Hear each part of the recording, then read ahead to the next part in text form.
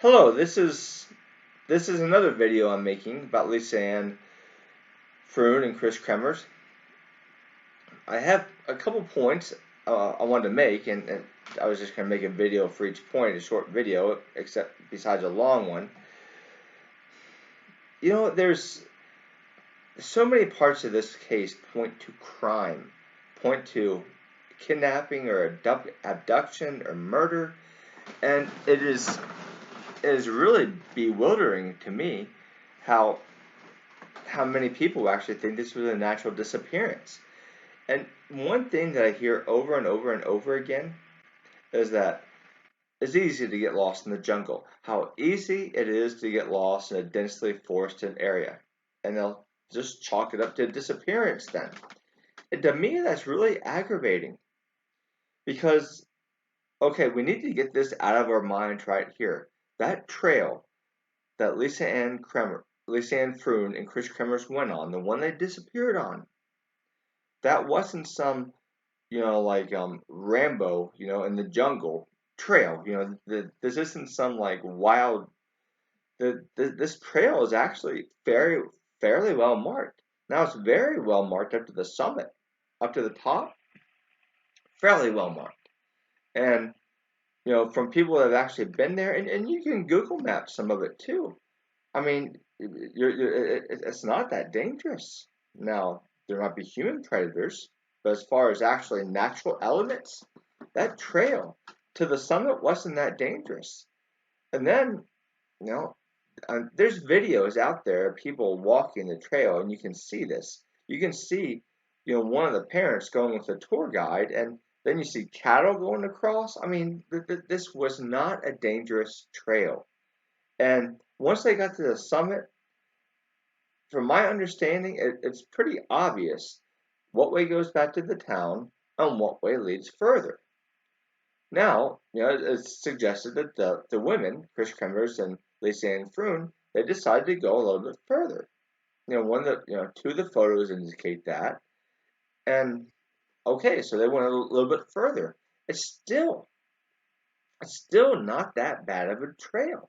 We're still not talking about deep in the Congo type of stuff here. We're not talking about Rambo type of stuff. We're not talking about, Tears from the Sun, that Bruce Willis movie about moving the people in the jungle. It wasn't like that. I mean, this trail had, it was a trail the locals used. It was a trail that, you know, it. I'm not.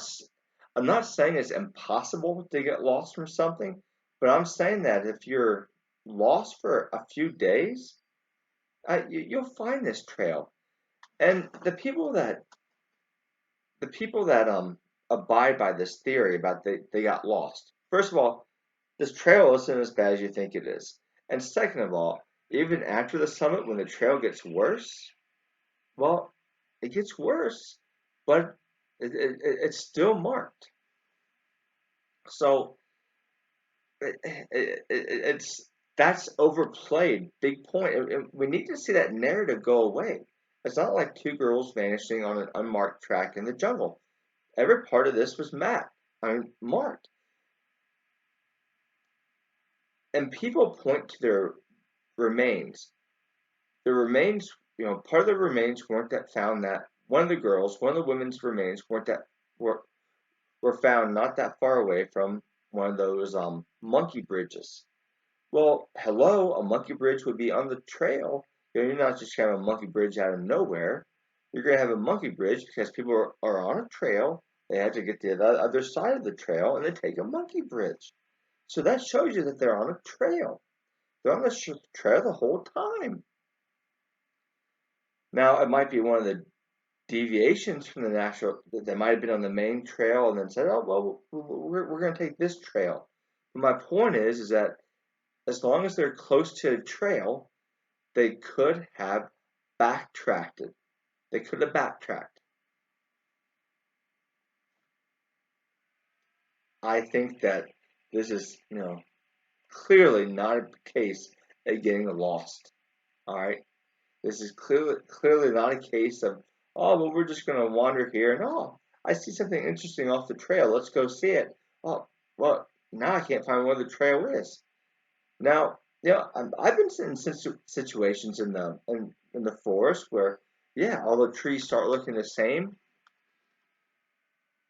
but from from accounts of actually people that were on this trail, really this trail wasn't that bad.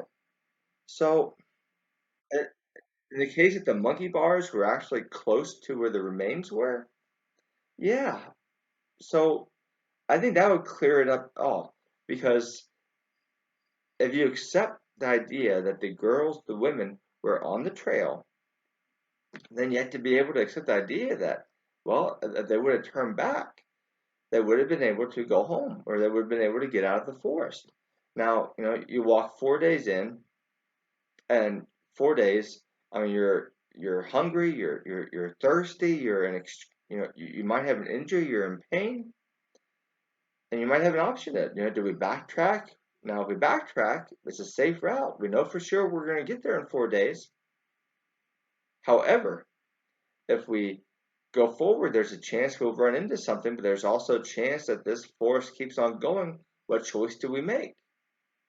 Is it possible they would have just kept on going on the trail? Yeah, maybe. I think that they would have backtracked it though. I think they would have went back. There's actually some people that theorize that they spent 3 nights in a shelter.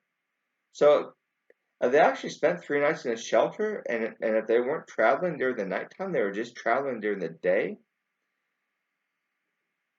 they really, they made good time to the summit, but the rest of the way they may not have made that good of time. Just think, they were so anyway, just my thoughts there. I wanted to clear that up. This trail wasn't some really awful, dense jungle.